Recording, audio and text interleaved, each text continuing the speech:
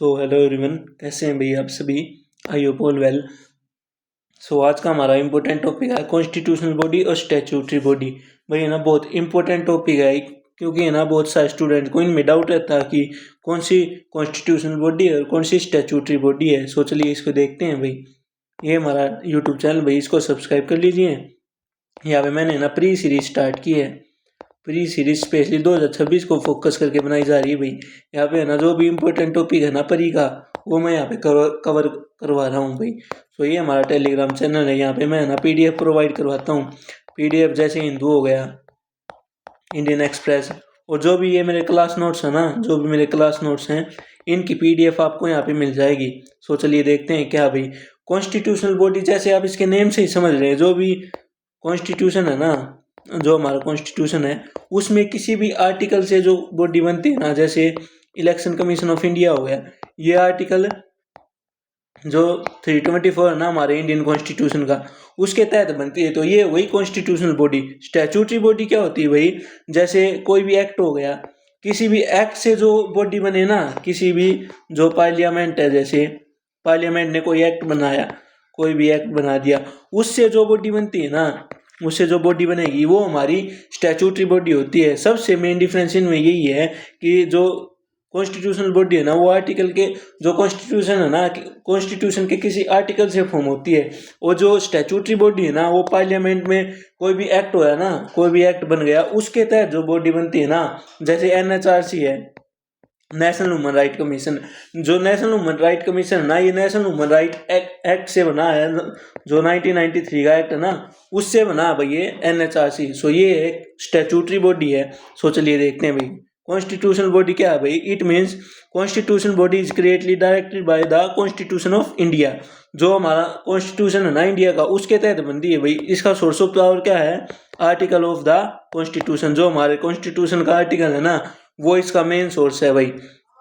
और इसके एग्जाम्पल क्या है भाई, जैसे इलेक्शन कमीशन ऑफ इंडिया होगा भाई, article 324, union public service commission, जिसकी हम तैयारी कर रहे हैं भाई, ये भी एक कॉन्स्टिट्यूशनल बॉडी है, जो आर्टिकल 315 के तहत बनती है भाई। कैग हो गया, सुप्रीम कोर्ट ऑफ इंडिया, ये सारी क्या है भाई, कॉन्स्टिट्यूशनल बॉडी।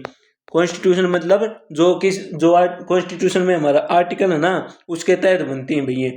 इनकी सिक्योरिटी और इंडिपेंडेंस क्या है भाई, usually more independent and protected क्यों भाई, क्योंकि जो हमारा कॉन्स्टिट्यूशन के तहत बनी है, इसलिए ना ये प्रोटेक्टेड होती है और मोर इंडिपेंडेंट होती है। जैसे यूपीएससी हो गई भाई, आर्टिकल 315 के तहत बनी है भाई। इनकी अलग से स्पेसिफिक पावर होती है, मोर इंडिपेंडेंट होती है, किसी और पे डिपेंडेंट नहीं होती, और प्रोटेक्टेड है भाई आर्टिकल 315 में।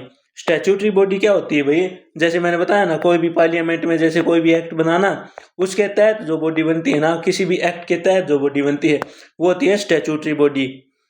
इनका जो सोर्स ऑफ पावर क्या है भाई, इनका सोर्स ऑफ पावर है भाई, जो पार्लियामेंट में जो भी लॉ पास हुआ ना, वो इनका सोर्स ऑफ पावर है। उनका क्या था भाई, कॉन्स्टिट्यूशनल बॉडी का कॉन्स्टिट्यूशन, जो हमारा कॉन्स्टिट्यूशन ऑफ इंडिया है ना, वो उनका सोर्स ऑफ पावर था। कैसे क्रिएट होती है भाई, ऑर्डिनरी लेजिस्लेशन, किसी भी लॉ के तहत ये बनती है भाई। एग्जाम्पल जैसे नेशनल ह्यूमन राइट कमीशन हो गया, नेशनल ग्रीन ट्रिब्यूनल।